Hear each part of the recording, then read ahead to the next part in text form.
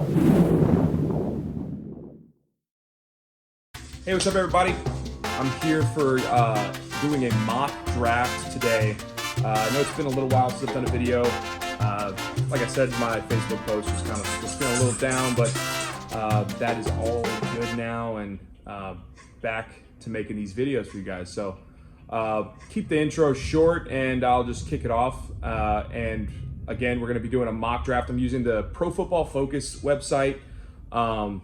So you guys should be seeing the screen recording for my actual mock draft that I'm doing today.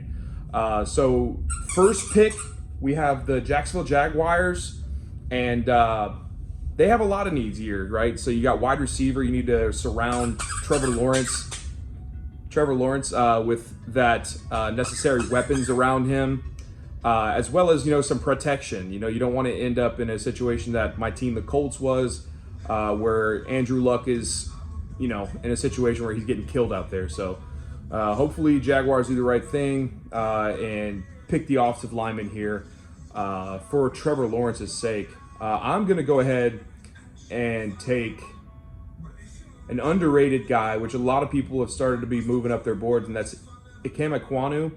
And doing that gives them a lot of different choices. They can keep Cam Robinson, their starting left tackle right now, and they can move Ekwonu inside. They can move Cam Robinson inside, Ikem Ekwonu inside.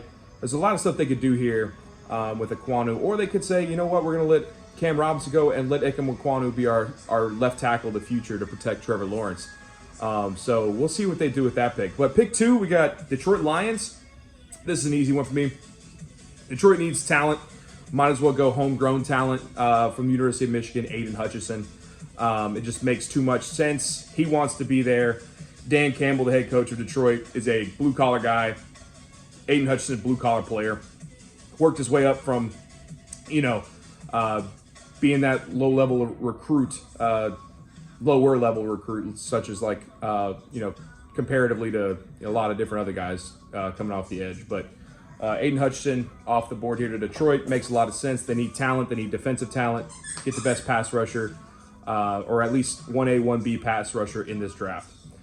Number 3 here, you got the Houston Texans, and the Pro Football Focus says their needs are every position, and that's about right. The biggest question mark with them is going to come down to, do they trade Deshaun Watson finally this offseason, which I think they will, get some serious assets in return for that, great quarterback when he's actually on the field. And, they could also trade Laramie Tunsil, their starting left tackle, who was hurt all of last year, all but 2 games, I believe, of last year. So I think here is where you see Kayvon Thibodeau go. I think that the Texans, again, they need, every position. You might as well go ahead and say, hey, we're going to take the highest potential guy on the board, which is Kayvon Thibodeau. He could be that Myles Garrett type threat off the edge, so you can't pass that up if you're the Texans. Number 4 here, you got the New York Jets, and I think you protect Zach Wilson. Again, similar trend here that I have with these young quarterbacks, taking a left tackle or a guard, whichever you see fit. And they're going to pick up Evan Neal here. The reason I go Evan Neal instead of Charles Cross here is just Evan Neal's ability. He's played guard. He's played both sides. He's played right tackle, left tackle. I think it makes sense to go ahead and get Evan Neal. I think if Ikem Ekwonu's here, I would take Ikem Ekwonu. It's just a matter of what your taste is whenever it comes down to Jacksonville for me. So 5th pick is the Giants. And the Giants need a good amount of players too. Are they going to stick with Daniel Jones? It looks like they're going to at least attempt to stick with him for a while. So we'll see what happens with that. But I think they take the best player available on the board at this spot, and they take Kyle Hamilton. So Kyle Hamilton goes at 5th to the Giants. Number 6, you got the Panthers.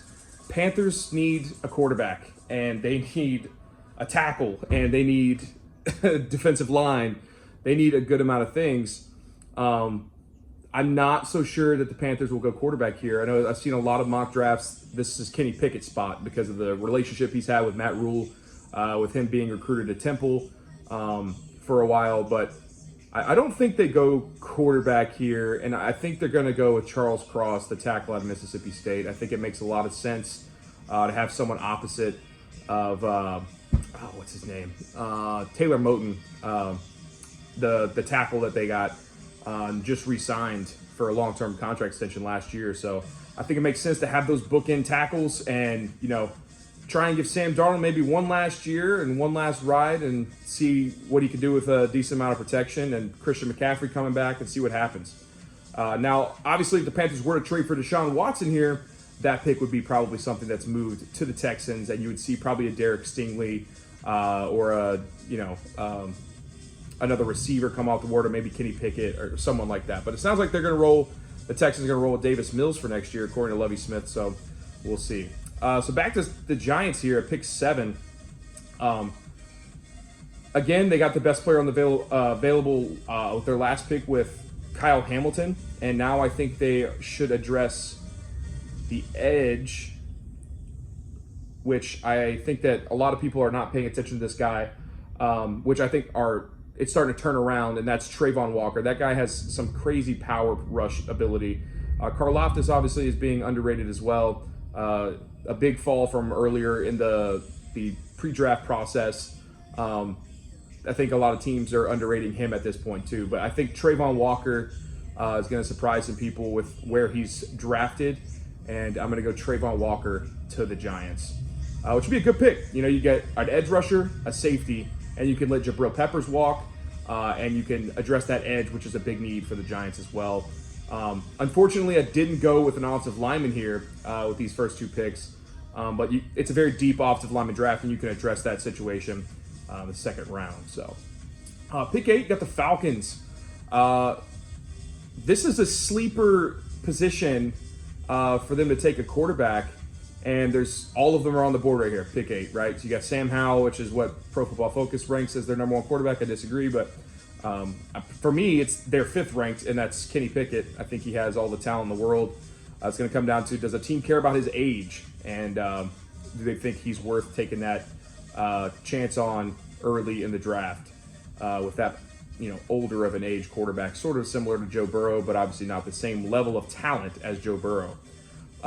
But pick 8, the Falcons, I think they kind of run it back here, and they roll with Malik Willis. They surprise some people and take the first quarterback off the board, the quarterback out of Liberty, who was a transfer from Auburn, was left there, and he went to Liberty and with Hugh Freeze as his head coach, and he excelled very well there. He had a little bit of a down year for his standards this past season, but electrifying quarterback. And I know Atlanta fans are missing that electrifying aspect to watching football games, and I think having Malik Willis and maybe sitting him for a year behind Matt Ryan, or maybe bringing him in halfway through the year if you're not having a great season, is a good backup plan for the Falcons, because I do not believe Matt Ryan is going to be there past this season. So I think you go ahead and look towards the future. You have a great cornerback with A.J. Terrell, who was a nice find for them a couple years ago in the 2020 draft. So I think that they go ahead and turn around and finally get that quarterback of the future, address the receiver later on, address defensive end, which is another deep position in this draft, and they go ahead and take Malik Willis here, which is a surprise. For a lot of mock drafts, you don't really see the Falcons taking quarterbacks, so already doing some off-the-wall stuff for this mock draft here.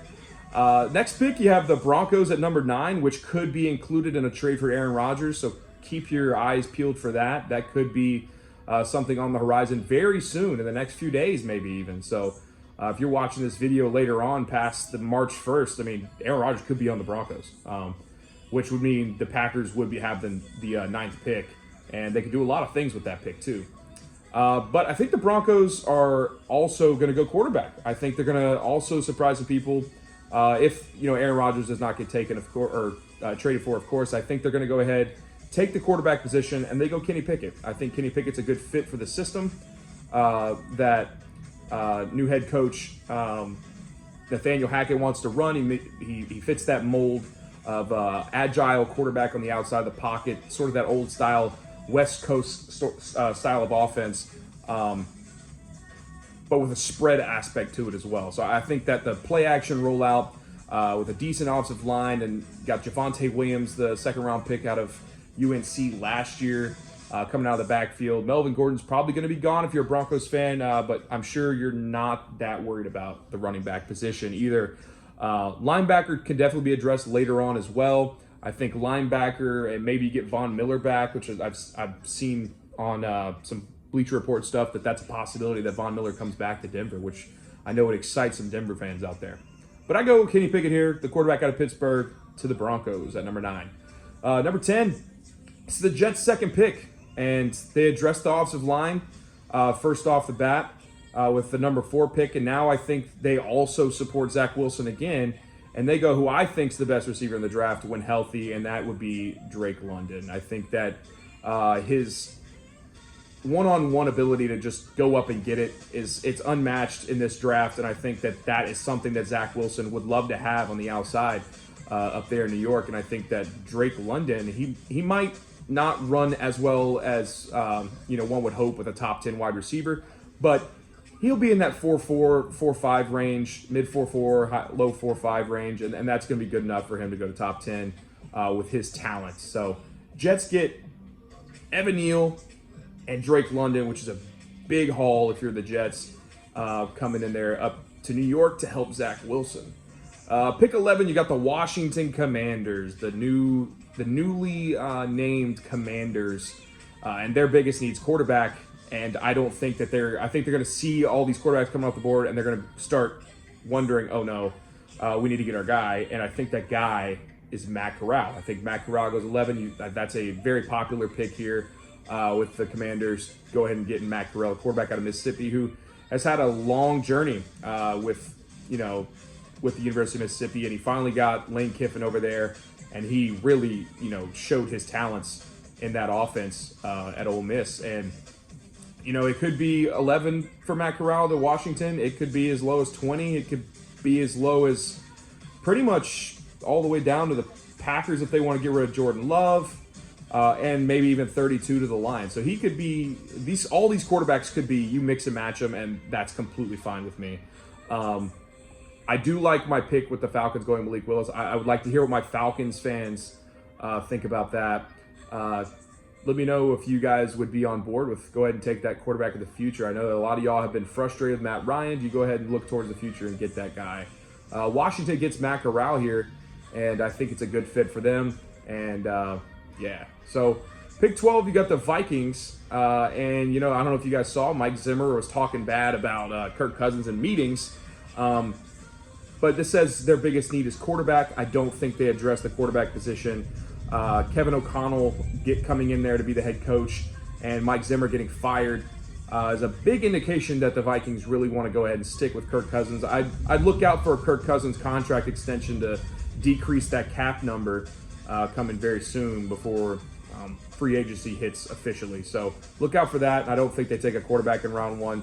I think that Derek Stingley's a popular pick here, but a lot of people are coming out and saying that Ahmad Sauce Gardner is their number 1 corner in this draft just because he's played and he's shown excellence on the field. And Derek Stingley's been injured and not playing for 2 seasons. So that's really going to hurt his stock. And I think that the Vikings go, thank you, we'll take the guy who hasn't allowed a touchdown catch in his entire career, and that's Sauce Gardner. So I'll go Sauce Gardner here from Cincinnati going to Minnesota. 13, you got the Browns. And I think the only way that they can go, personally, with their first-round pick is receiver. And I think they're going to go ahead and take Treylon Burks here. Big, physical, fast receiver out of Arkansas. Every time I watched him, he flashed on the screen for Arkansas for me. And there's a lot of nice wrinkles that you can put in the offense when you have a guy who's big, strong, fast, who can catch the ball. And he can catch it in the backfield and take it for 90 yards for a touchdown, or he can go all the way downfield and catch a bomb for you, beat your corner one-on-one. So I think that's a great pickup for the Browns. Anybody who gets Treylon Burks, I would be, ecstatic for. He's definitely, to me, wide receiver 2. If Jameson Williams was healthy, coming off that ACL, he'd probably be wide receiver 2. Treylon Burks would be wide receiver 3. But I think it'd be too difficult to pass on Treylon Burks' size and speed here for the Browns. Kind of give Baker Mayfield that one last chance to do something and reach the Super Bowl with all the talent they have on that squad. Pick 14, you got the Ravens here. And wow, the Ravens, man, they would be clapping right here. If Derek Stingley's sitting there at 14, they need a corner. I think that's a no-brainer. You just take the risk. You have a championship-level roster when healthy. So I think they say, you know what, we'll just get Derek Stingley and get younger in the secondary, and that's an easy pick if I'm a Ravens front office guy. Pick 15 is first pick of 3 in the first round for the Eagles. And I think the Eagles were sitting there like, oh, man, I really wanted to get Derek Stingley or Sauce Gardner. But, I don't think that it's too far off for Trent McDuffie, which I will be taking with this next pick at 15. So I think the Eagles go Trent McDuffie. They get another corner to pair with Darius Slay out there, the long corner that they traded for from Detroit a few years back. Look out for him to also get an extension here very soon. But Trent McDuffie, the corner out of Washington, him and his teammate Kyler Gordon could be blowing up the combine.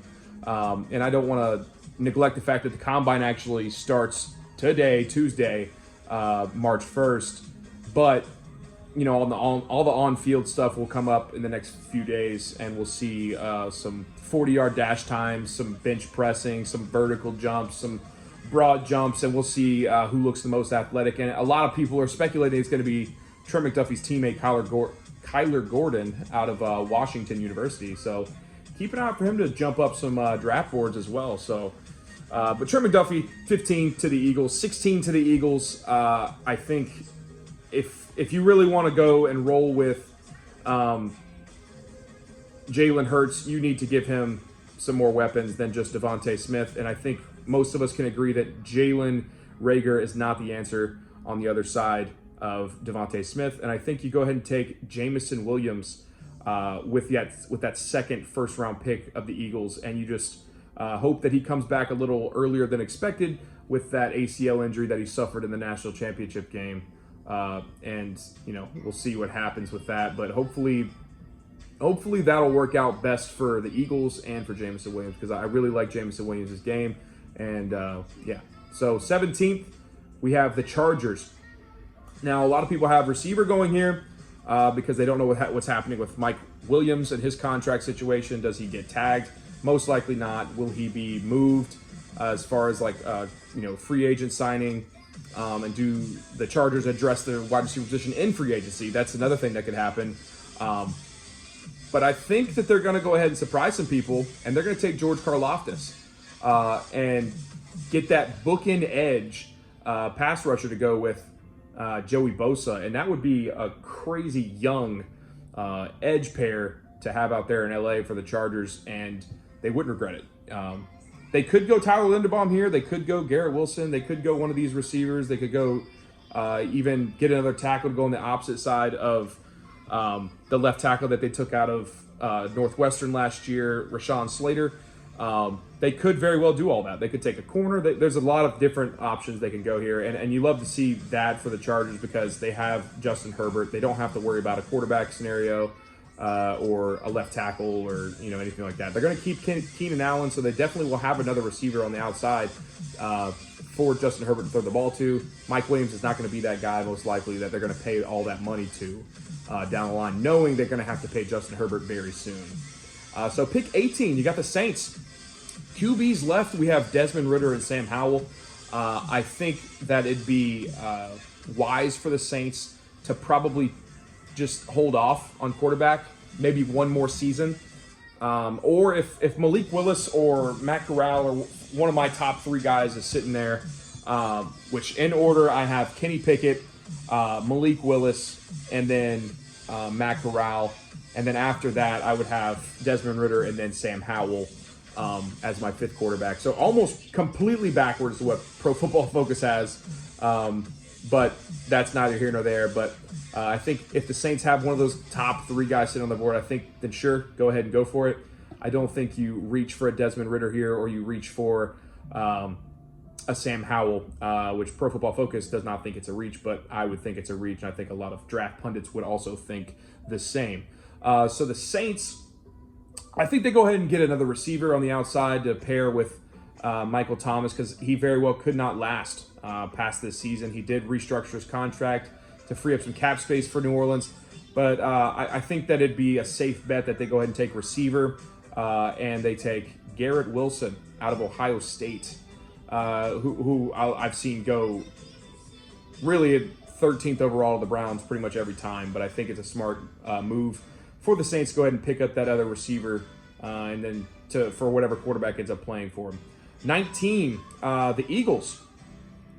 And they notoriously, and you always see this, that they never draft the linebacker position. Devin Lloyd is my number one linebacker coming out of Utah. He just gives me Darius Leonard vibes, and that's a crazy statement to say that Darius Leonard is in the same sense as this guy, but he's that talented, and he just flies all over the field, and it's fun to watch as a fan of football and a fan of seeing young players thrive. So I'm going to say that they actually go an unconventional route, though. I think they'll take Nakobe Dean just based on they need some more leadership on the defense. And, not saying Devin Lloyd doesn't give you that, but Nakobe Dean has definitely shown the ability to lead an entire defense to a national championship. So I'm going to go Nakobe Dean to 19th to the Philadelphia Eagles. And the Eagles get Trent McDuffie. They get Jamison Williams. They get Nakobe Dean. That's a really good first-round draft for the Eagles.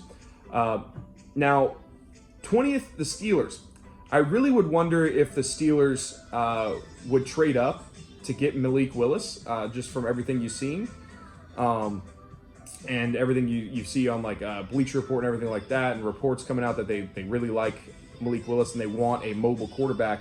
Mike Tomlin wants a mobile quarterback moving forward, but their offensive line really needs some help. And you saw that just pretty much every game with Ben Roethlisberger. Granted, he's a little older, so he can't move as well. But I think if all these quarterbacks are not here, I think they go ahead and take Kenyon Green to play guard for them and replace that spot that David DeCastro left for him last year. And, you move forward. Kenyon Green can play tackle. He can play guard. He can play wherever you want. Right side, left side.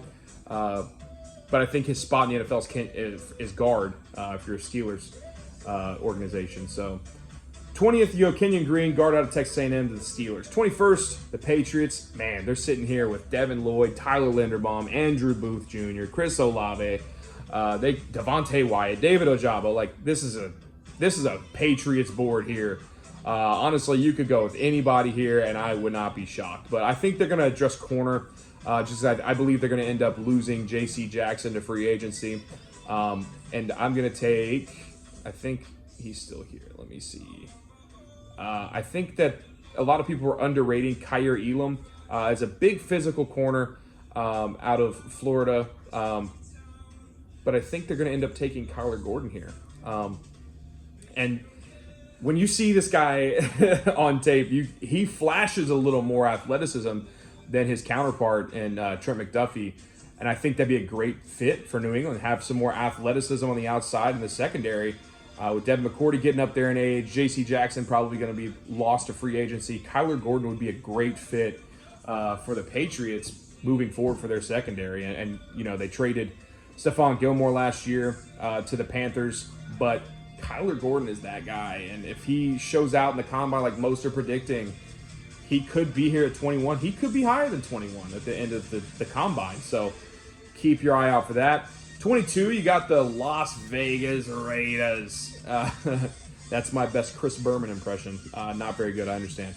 But the Las Vegas Raiders, they could use receiver help, obviously, with the unfortunate situation with Henry Ruggs III out of Alabama a couple years ago, him getting into the off-the-field situation with drunk driving, which is unfortunate for all parties involved. They could go receiver here. They could go corner. They could go linebacker. As the needs say, they could even go quarterback if they ended up trading Derek Carr. I don't think that would happen. I've seen a couple mock drafts of them trading Derek Carr to the Steelers for, blah, blah, blah. And then they get Desmond Ridder and, Devin Lloyd. And I'm like, I don't know if I like that. If I'm a Raiders fan, I would not like that. But they could be a sleeper team next year in the playoffs. So I actually think that they're going to address the edge because I believe Max Crosby, is it Max Crosby? No, I'm sorry. It's, what's his name? Oh, gosh. Oh, man, I'm going to beat myself up about it. Other defensive end. I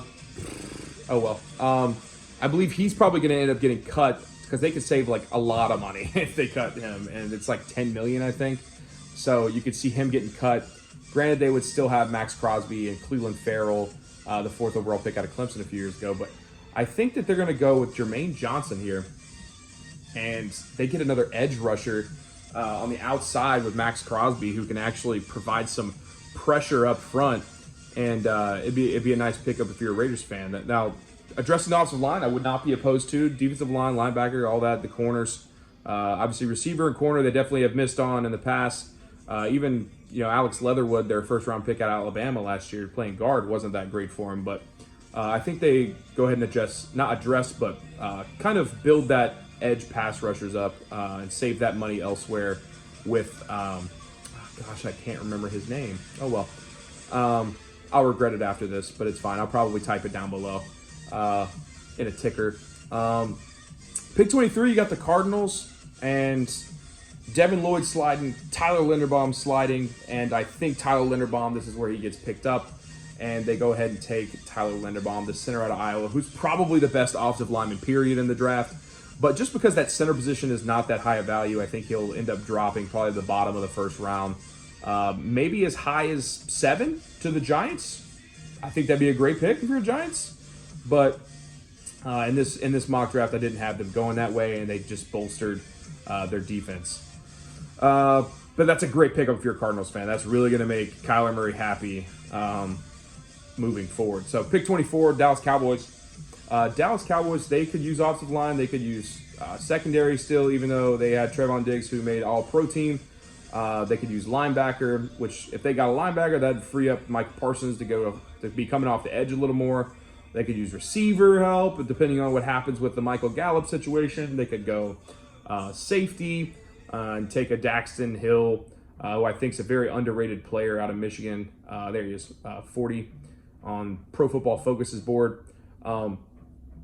I think they end up addressing linebacker, and they get Devin Lloyd, the linebacker out of Utah, frees up Micah Parsons to get some more sacks off the edge for you, which you would love to have as a Cowboys fan. 25th, the Buffalo Bills. I would have said before the last playoff game, maybe get another receiver to pair with Stephon Diggs, but Gabe Davis looked great against the Chiefs secondary. So I think if you're the Bills, you just continue to try and build that offensive lineup, and you go Trevor Penning, the tackle out of Northern Iowa. Get Spencer Brown, who they took in the 3rd round last year. You get his ex-teammate and Trevor Penning, and you just pair them up and hope that they develop in a positive manner for your team so that you're protecting Josh Allen for years to come. 26, you got the Titans. They could use a multitude of things. They could even try and maybe surprise us and get a quarterback and move on from Ryan Tannehill. I don't think that happens. I think that they actually will address the defensive line and the pass rush situation and get David Ojabo, the edge pass rusher out of Michigan. Drops a little bit in this draft for me, but I think he's a very underrated edge pass rusher in this class. He could be a top 5 prospect at the end of the day, and the Titans don't pass up on him here. And they say, we'll take the pass rusher who could be, some are saying, maybe even better than Aiden Hutchinson down the line. So Titans pick David Ojabo. I think that's a very Mike Vrabel-esque pick. 27, Tampa Bay Buccaneers. Dang, man, they lose Tom Brady. They lose one of the best guards in the league, and Ali Marpet to retirement. And I think that they will go ahead and try to immediately address at least the guard situation. And Bengals fans will be very upset, but they take Zion Johnson, the guard out of Boston College. You can play center or guard, and if Ryan Jensen ends up leaving, you can put him at center. You can go after a guard in free agency with that money that you save from Ryan Jensen. There's a lot of things you could do if you pick up Zion Johnson out of Boston College. He's just a beast run blocker and a very, very serviceable pass blocker. And I expect big things from Zion Johnson down the line. That'll be a really good pick for the Buccaneers in about 3 years. People will be like, wow, they got him at 27. That's a steal. Packers 28. Gosh, they could do a lot of things here. It depends on what happens with Aaron Rodgers, right? I think they end up trying to finally address receiver, especially if Devontae Adams ends up leaving. I think you got to give Jordan Love something if Aaron Rodgers is not your quarterback. So I'm going to go Chris Olave. Speed threat on the outside for Jordan Love, and he's played at Ohio State with a dual threat quarterback in C.J. Stroud. So Jordan Love or Aaron Rodgers would like to have Chris Olave on the field for him. Dolphins, I think they'd be remiss to not draft offensive line. Let's see who's available here. I don't think a lot of the top offensive linemen are here. Yeah, I mean, a lot of these second-tier guys, some of them could be steals, depending on when you get them. But I probably wouldn't take most of these guys in the first round. Bernhard Raimann's, I think, probably going to be my pick here, but more so just because of the lack of offensive line help on the board. I don't think you're going to take another corner. I don't think you're going to take a quarterback. Maybe defensive line. I could go Devontae Wyatt. Maybe you could always use secondary help. I think I'm just going to go Bernhard Raimann. I think it makes sense. The tackle out of Central Michigan, who used to play tight end at Central Michigan, but an older prospect. I think he's 25 coming out of Central Michigan, which is a little older than most players that come into the draft. But Bernhard Raimann's a good, solid pickup, and hopefully he'll develop for the Dolphins to play some right tackle for him for years to come. Chiefs, they could use secondary help, and I think that it's just an easy pick for me to get Kyer Elam, the corner out of Florida. Fits that scheme really well with Steve Spagnuolo, big physical corner, long arms, and yeah, so I think that's an easy pickup for the Chiefs. Now they could address some receiver help and get someone on the outside to pair with Tyreek Hill, but I think they'd go ahead and take corner and they address wide receiver later on in the draft. Bengals, they need offensive line, and honestly, I really feel bad because there's all the offensive linemen are gone. They're just all gone. The top tier offensive linemen, but I think they go ahead and grab someone who can play multiple positions with Darian Kinnard, who people are kind of underrating just because of his, playing at Kentucky is not going to get you a lot of recognition, but he's a mauler in the run game, and he's very serviceable from the tape I've watched on him in the pass game. Now, he's probably not going to be your left tackle. He'll probably play right tackle or guard for you, but that's very versatile to have, and I like Jonah Williams as a left tackle in the league, so I don't think that left tackle is necessarily the Bengals' weakness on offense. So I think they go address the right tackle spot or right guard, whatever you want to put Darian Kinnard at. That's a good pick. I think they would really hope to get either Bernhard Raimann or Zion Johnson, but in this case, I did not have those guys falling to them. 32 here to the Lions. Now, a lot of people would pick Sam Howell or maybe Desmond Ridder here. I think if one of these other guys like Malik Willis was here, that for some reason a lot of these top guys would fall, then that would make a lot of sense there for the Lions. But I think they should go wide receiver. And maybe a lot of people would think this is a reach, but I don't. I will take Jahan Dotson, the receiver out of Penn State. That guy, every time you turn a Penn State game on, just flashes. He just comes out of every game with, every time I've watched one at least, with just more positives. So I go Jahan Dotson here with the last pick in the first round. I'm only going to do a first round mock draft for this 1.0 pre-combine. But I'll probably get to a 2-round, 3-round mock draft later on. I know this video is probably a little longer, but hopefully you guys really enjoyed this. I would really love to keep this going, keep this channel going. If you guys could please support, that'd be amazing. Subscribe, share this channel, comment, leave me some feedback down below. And yeah, I really hope to keep this going.